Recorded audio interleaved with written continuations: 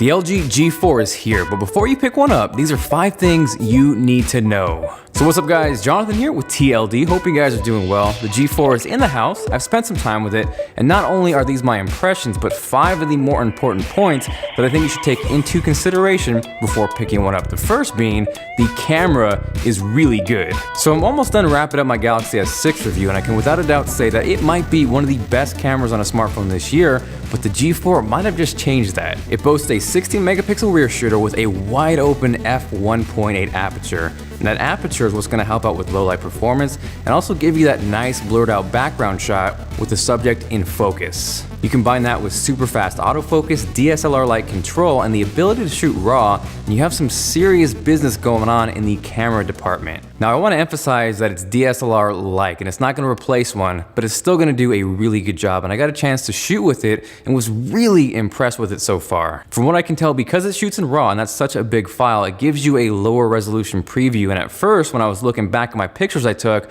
I thought I was going crazy and could not get it in focus, but once you actually zoom in a little bit, you can see how crispy and how detailed those photos are. It's kind of ridiculous. So I think it's safe to say the G4 is definitely part of Team Crispy. In fact, it might be the captain of Team Crispy, and I'm really curious to see how it compares against the Galaxy S6. If you guys want to see a full comparison, definitely let me know by hitting that like button. The next thing you need to know is that the buttons are on the back. Now let me preface this by stating, yes, I know it's not a new feature. The G4's predecessor, the G3, also had buttons on the back, but for someone coming from any other phone on the planet without buttons on the back, they might be a little thrown off at first. It's not the end-all, be-all magical location for button placement, but it works well once you get used to it, and getting used to it is what you need to take away from this video. I think for most of us, anything outside our comfort zone generally tends to push us away initially and right back to something we are comfortable with. So if you like everything else about this phone, just give it some time, you will get used to it. Now the third thing you need to know is that you shouldn't be worried about the processor or performance. The big thing in mobile right now is an 8-core or an octa-core processor. So in theory, an 8-core should automatically be better than a 6-core, right?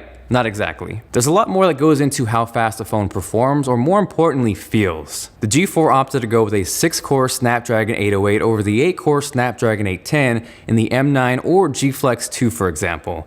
The 810 is technically 2 4-core processors, while the 808 is a dual-core plus a quad-core. Not only is the 808 surprisingly close in performance, but the 810 ends up throttling when it heats up, and performance dips considerably. So really it comes down to not letting yourself get caught into the spec craze or feeling like you have an inferior phone because you have 2 less cores. From initial impressions, the G4 is really snappy, but I will definitely touch more upon that in my full review. So next up in what you should know is that the G4 has a replaceable battery and micro SD card slot, which in this day and age in terms of flagships is a rarity. To be specific, it is a 3000 milliamp hour removable battery, which should get you pretty solid battery life, and that micro SD card slot supports cards up to 2 terabytes. Now real quick, before you get overly excited and end up needing a wet nap, there's 2 things you gotta realize. 1, there aren't micro SD cards up to that capacity yet, and 2, when they arrive, they're gonna be really expensive. Obviously, just because you're probably not gonna have 2 terabytes of micro SD card storage in there, that's not gonna be a reason to shy away from the phone.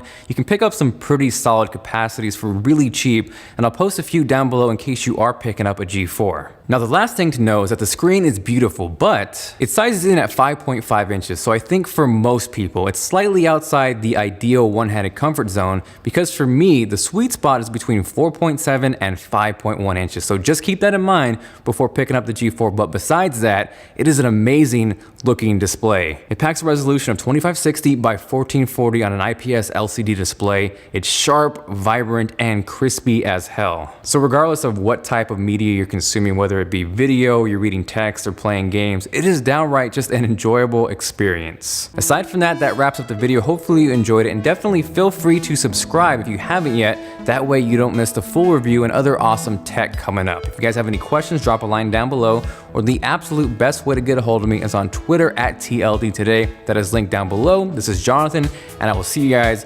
later.